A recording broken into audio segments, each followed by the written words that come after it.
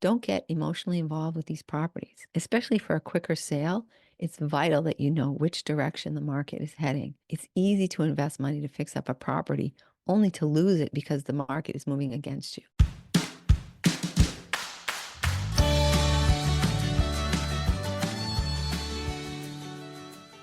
Chapter 5, I want to get my hands in the dirt. Goals for Chapter 5. Determine your investment style. Understand the various options. Understand how flips work. What's your pleasure? There are 3 components needed for every transaction: money, time, and skills. You may have all 3 components, but more likely you'll be partnering or hiring for the pieces that you can't or don't choose to do yourself. Money. Project funding, including initial purchase and improvements or repairs, is pretty easy to understand. As we'll discuss in Chapter 7, the money could come from a partner who will share in the profits, or from an entity who is contracted with a specific payment schedule, regardless of the building profit. Time. There are 2 time elements in investing: time to do things like DIY fixing or property management, and elapsed time between buying and selling or capitalizing on the investment. Skills.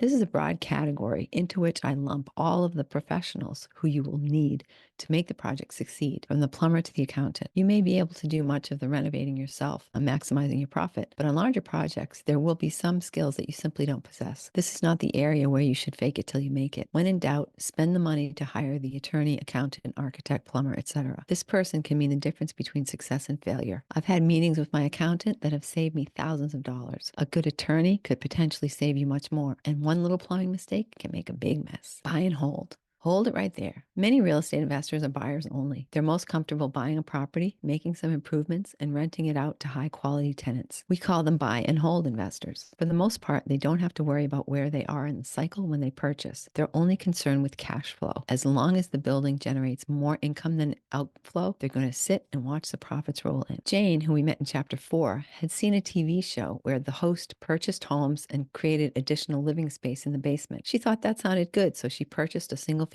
home, added a basement suite, and started herself on the road to financial freedom. That one tenant paid the full mortgage on the house, allowing Jane to invest in more properties. She told me that she always buys with the intention of adding additional living space. Often it's a basement suite, but she's also subdivided, turning 2 units into 4, for example. Jane prefers to buy the space unfinished, as she loves designing the new unit herself. She also manages the construction projects herself, dealing directly with the contractor, and acts as property manager. Jane is a buy and hold investor. She almost always buys with the intention of holding on to the property. If you're going to buy and hold, you have time on your side. You can afford to do projects slowly, reinvesting profits. You can renovate to suit a long-term tenant and replace cheaper materials with more durable stock to save money in the long run. As long as you have cash reserves and money coming in, keeping on top of repairs and improvements should make your life easy and keep your tenants happy. You're going to flip over this. I've used the term flip several times in the book. If you're not familiar with the term, it refers to the practice of buying and selling a property quickly,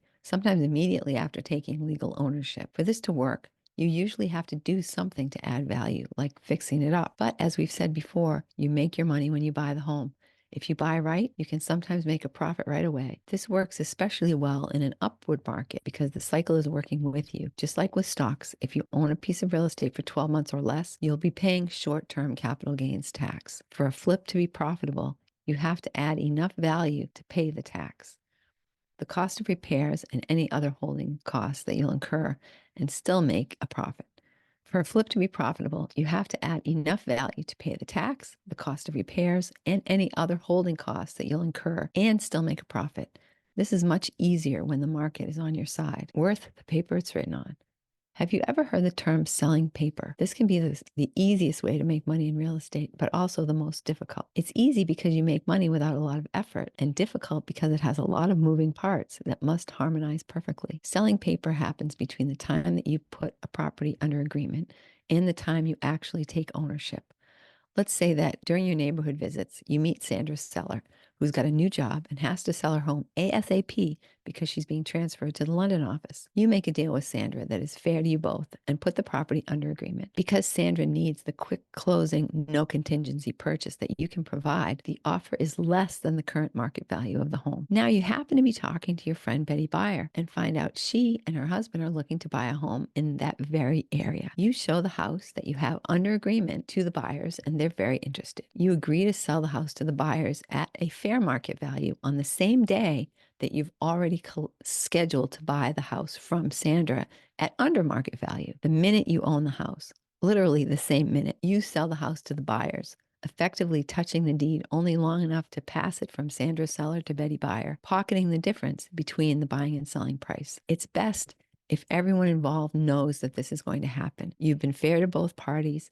Everyone has what they wanted, but people can still feel cheated if they find out about this after the fact or at the closing. As your mom probably told you, honesty is the best policy. A slower flip. In most cases, you won't be able to sell the property immediately. It's often necessary to add some value to the property before selling it at a profit. Tom Trong bought his first house in 1994 using a loan from his 401k. At the time, he knew nothing about real estate and even less about home renovation.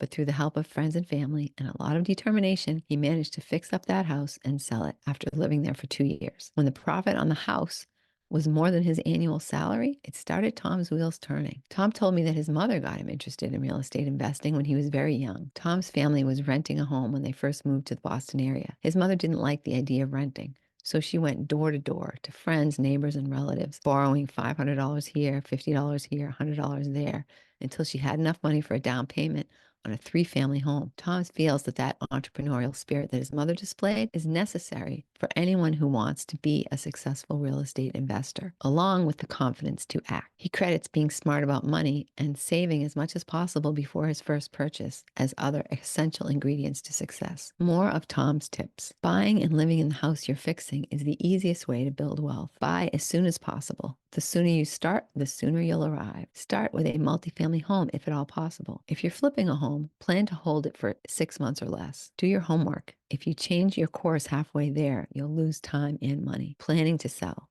If you're hoping to sell soon, 2 years or less, try to put your renovation money where it will have the most impact. Remember that you add value to investment properties by increasing cash flow. Updating an older kitchen and bath can help you get more rent, but just changing things to suit your taste or current styles rarely pays dividends. Look for ways to increase curb appeal and first impressions. In office buildings, common areas can be more important to tenants than their own spaces, especially if there are facilities in the common area like conference rooms for meeting clients. Spend time visiting similar properties until you get an idea of the condition and features of property in the price range at which you hope to sell. Whether you choose to sell quickly or hold, don't get emotionally involved with these properties. They are tools. Keep them sharp, but don't shave off all of your profit. Especially for a quicker sale, it's vital that you know which direction the market is heading. It's easy to invest money to fix up a property only to lose it because the market is moving against you. If you plan to sell soon, read Chapter 5 carefully to learn how to identify market conditions so you don't get caught out. What's my style? The website, EYIMbook.com, has a questionnaire that will help you determine your investing style. You need to know if you're a Debbie Doer or a Danielle Delegator, or somewhere in between. It will also help you decide whether you're going to be a buy and sell investor or a buy and hold investor. You may decide to do both depending on what makes the most sense for that particular property. That's okay, but remember the different philosophies for investing in repairs and upgrades. Could you do what Tom did and borrow against your 401k? How about what Tom's mother did and gather loans from friends and family? Could you emulate Jane and double the living space in your home? Absolutely. Where there's a will, there's always a way. Make your plan and watch the universe bring itself into alignment. Chapter 5, Action Items. Determine your investment style or explore options. Choose one method and start researching.